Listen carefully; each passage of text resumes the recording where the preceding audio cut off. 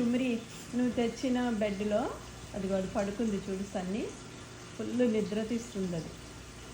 నువ్వు ఉన్నప్పుడు పడుకోలేదు కదా అమ్ములు, ఇప్పుడు పడుకుంది. హాయిగా ఉన్నట్టుంది, దాంట్లో పడుకుంది.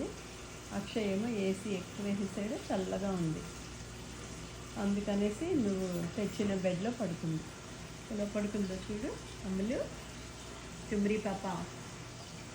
చూడు అమ్ములు, సన్నీ అక్కడ టుమ్రి చూసింది. టుమ్రి, సన్నీ పడుకున్నావా సన్నీ?